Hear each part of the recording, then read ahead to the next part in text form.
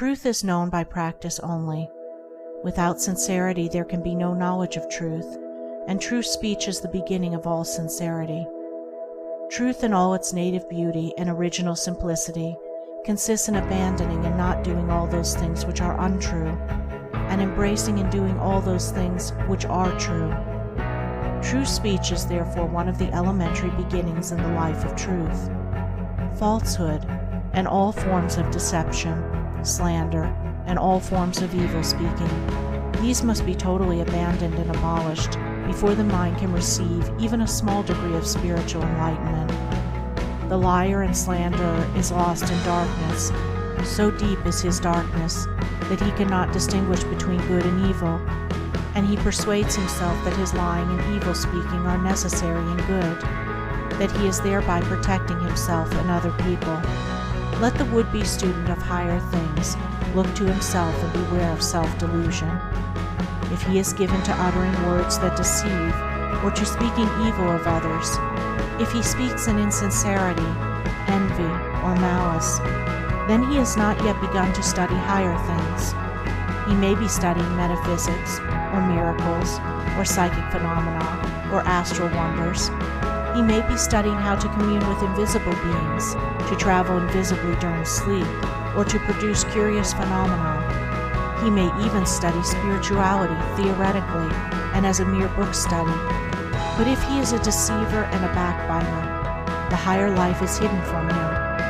For the higher things are these: uprightness, sincerity, innocence, purity, kindness, gentleness, faithfulness, humility, patience, pity, sympathy, self-sacrifice, joy, goodwill, love.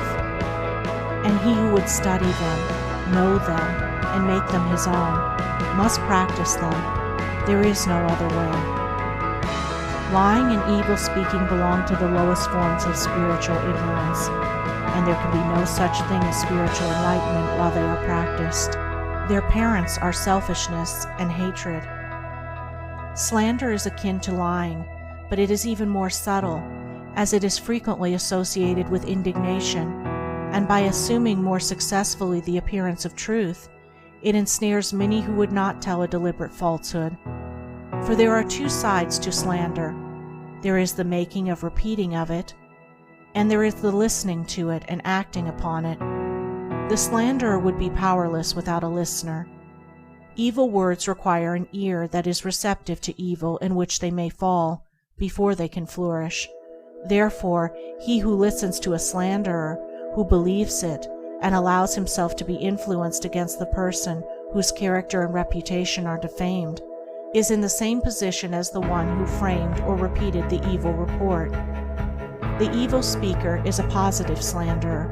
The evil listener is a passive slanderer. The two are cooperators in the propagation of evil. Slander is a common vice and a dark and deadly one. An evil report begins in ignorance and pursues its blind way in darkness. It generally takes its rise in a misunderstanding. Someone feels that he or she has been badly treated, and filled with indignation and resentment, unburdens himself to his friends and others in vehement language, exaggerating the enormity of the supposed offense on account of the feeling of injury by which he is possessed. He is listened to and sympathized with. The listeners, without hearing the other person's version of what has taken place, and on no other proof than the violent words of an angry man or woman, become cold in their attitude towards the one spoken against, and repeat to others what they have been told, and as such repetition is always more or less inaccurate, a distorted and altogether untrue report is soon passing from mouth to mouth. It is because slander is such a common vice that it can work the suffering and injury that it does. It is because so many, not deliberate wrongdoers, and unconscious of the nature of the evil into which they so easily fall, are ready to allow themselves to be influenced against one whom they have hitherto regarded as honorable, that an evil report can do its deadly work. Yet its work is only amongst those who have not altogether acquired the virtue of true speech, the cause of which is a truth-loving mind. When one who has not entirely freed himself from repeating or believing an evil report about another hears of an evil report about himself, his mind becomes aflame in burning resentment, his sleep is broken, and his peace of mind is destroyed. He thinks the cause of all his suffering is the other man and what the other man has said about him, and is ignorant of the truth that the root and cause of his suffering lies in his own readiness to believe an evil report about another.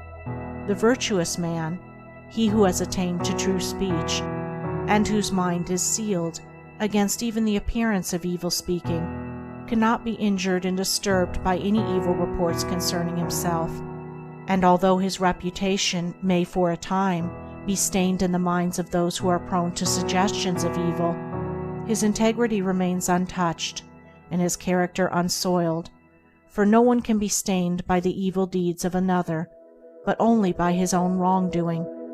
And so, through all misrepresentation, misunderstanding, and contumely, he is untroubled and unrevengeful. His sleep is undisturbed, and his mind remains in peace. True speech is the beginning of a pure, wise, and well-ordered life. If one would attain to purity of life, if he would lessen the evil and suffering of the world, let him abandon falsehood and slander in thought and word. Let him avoid even the appearance of these things, for there are no lies and slanders so deadly as those which are half-truths. And let him not be a participant in evil speaking by listening to it. Let him also have compassion on the evil speaker, knowing how such a one is binding himself to suffering and unrest. For no liar can know the bliss of truth, no slanderer can enter into the kingdom of peace. By the words which he utters is a man's spiritual condition declared. By these also is he finally and infallibly adjudged. For as the divine Master of the Christian world has declared, by thy words shalt thou be justified, and by thy words shalt thou be condemned.